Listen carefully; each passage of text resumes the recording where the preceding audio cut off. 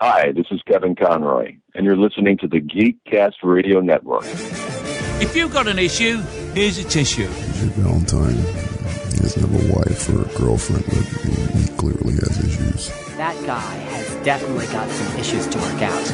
DJ Valentine? Man, that guy has issues. Clearly has a number of issues. Clearly has issues. Multiple issues. DJ Valentine has issues. DJ Valentine has issues. Hey kids, I'm certainly DJ Valentine, and I certainly have issues. Today we're going to get a little dark because we're going to discuss The Dark Knight. The world's greatest detective, the Cape Crusader, the Batman. I recently got into a seemingly annual argument as to why Batman shouldn't kill. Yes, it was a Snyder Cut fan. No, they did not like anything having to do with the MCU. Yes, they did have a tribal tattoo. No, they didn't appear to know where Ezra Miller was. Yes, they referred to me as bro at least 16 times. I'm kidding. It was 12 times, tops. I love you, dude. I love you, bro Montana. I love you, Holmes. I love you, Broseph Glibbles. I love you, Machacha. I love you, Tico Brohe. Because I keep on being yanked into this debate, I would like to use this episode as a refer to this-esque response the next time I'm questioned on the subject. Because DJ Valentine does have and will always have an issue with Batman killing. Those who don't probably poo-poo Batman's code and are seduced by the ease of having him just kill people, kill crooks, kill enemies, kill the Joker, give the Clown Prince of Crime what he wants. The only sensible way to live in this world is without rules. And tonight you're gonna break your one rule. Which sounds badass and even reasonable for those who don't totally understand Batman, the threat that poses, or the man Bruce could turn into. Let's first talk about the threat. The actual threat of an unchecked, untethered, murderous Batman unleashed upon the world, hell-bent on eradicating crime. I do the one thing that you can't. You hit them and they get back up. I hit them and they stay down. Now, the old adage is that if Batman killed, he'd be no better than the crooks he put away, which is true. He won't be any better. But best believe, if Batman killed, he'd be a lot worse. Understand your animal, people. This is Batman. I'm Batman. I just said that. Anyway, first, with this new lethal edict, Batman could systematically, efficiently, and brutally murder every criminal in Gotham. Supervillains, serial killers, henchmen, goons, corrupt politicians, corrupt cops, corrupt businessmen, bank robbers, car thieves, pickpockets, jaywalkers. Now, I know you're probably going to say, DJ, that's a bit hyperbolic. And I'd probably say, well, Fred, Batman is a genius and a planner and a preparer, and you have just added onto him a green light for bloodlust to accomplish his goals. And you'd probably say, how the hell did you know my name was Fred? And I'd probably say, the point is, Fred, Bats thinks 10 steps ahead. He's a walking, talking Minority Report. What are those? Supersonic disturbances. This particular satellite picks up objects moving faster than sound. Usually they indicate jetcraft, but in Metropolis, almost all of them come from Superman. Here's his pattern for the last 48 hours.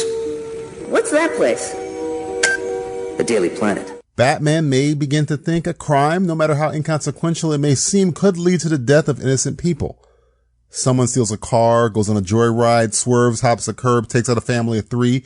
That person, that car thief, is now marked for death by Batman. Someone jaywalks on a highway to graffiti their gang sign on an overpass, causing a van with a family of 4 to crash. That jaywalking vandal is marked for death by Batman. Hell, the catalyst in turning Bruce Wayne into Batman was a routine mugging by a couple of 2-bit crooks who have now qualified everyone in their field for a Batman bacchanal beatdown to the death. Ow! Ow! Stop!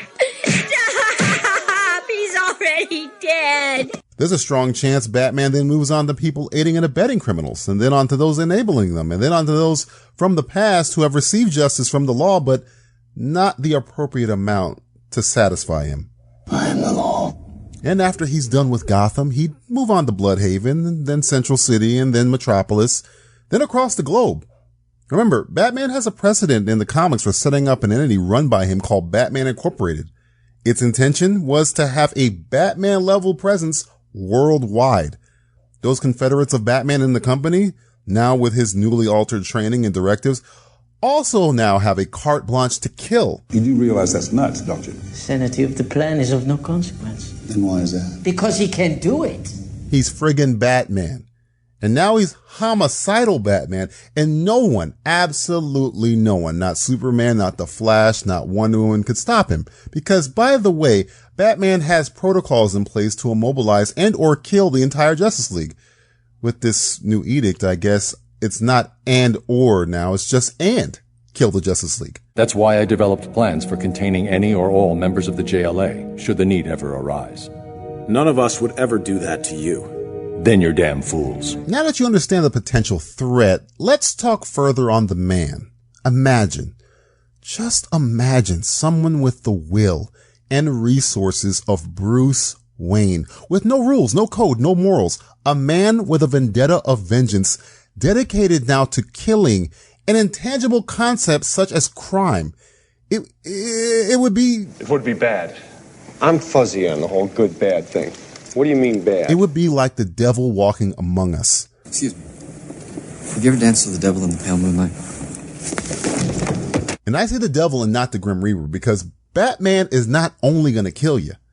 He's going to take his time. Make you pay. Quick quiz. Who would you rather your torturer be? Batman or Superman? The answer is Superman, and it's not even close. Do you think I would fear torture from a man who has no concept of pain? A man unable to bleed or feel true fear? Or someone like Batman, a man who knows pain, knows fear, who has seen horror and endless death since he was 8 years old. His finishing school to be the Batman was in the art of assassination taught to him by an immortal eco-terrorist. If someone stands in the way of true justice, you simply walk up behind them and stab them in the heart. And the one person who knows the slippery slope it is to get Batman to that murderous place most is Batman himself. Some people can take a life and be okay. A soldier, a cop. Batman knows he's not one of those people. He's a boiling kettle of anger, using all his will not to go too far since he knows he can't turn back from the abyss once he's looked into it. Everything about you tells the tale. Your attitude, your costume, your tactics. They all scream of outrage, despair, vengeance. What terrible wrong was done to set you on this path? This is why the Joker tries to push him to that place every chance he gets, even though it may mean being a victim to the Batman himself. He knows if Bruce goes unchecked, starts breaking that rule, the chaos he'd cause would eclipse anything the Joker could do himself. Come on,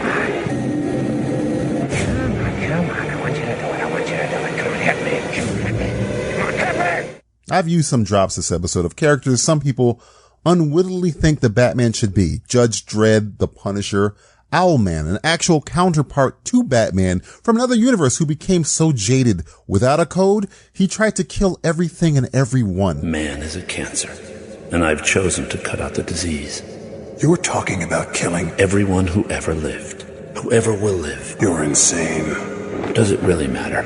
There are alternate versions of me that you would find quite charming. Batman is not those people. He's edgy, yes. He's dark, yes. He's violent, yes. But he's a hero who knows his limitations. A person trying to be an imperfect symbol, not purely for vengeance, but for justice. I'm starting to see now. I have had an effect here. But not the one I intended. Vengeance won't change the past. Mine or anyone else's. I have to become more. One of the things that also got me going on this subject is my undying love for Matt Reeves' film, The Batman. It's a masterpiece, a work of art, my favorite Batman film ever, and no, I will not be taking questions at this time. The thing, though, that worries me is that the lazy criticism lobbied by the impatient ADD society we live in now, you know, that the film is too long, they prompt some Warner Brothers studio head to strong-arm Matt Reeves into altering his approach to a sequel. Mr. Reeves. If you fell down an indie podcast rabbit hole and managed to stumble upon this humble program, listen to me, please. Fuck those guys. I want you to make 9 Batman sequels just like the one you just gave us. Don't change a goddamn thing. This is Kevin Conroy, and I am the goddamn Batman.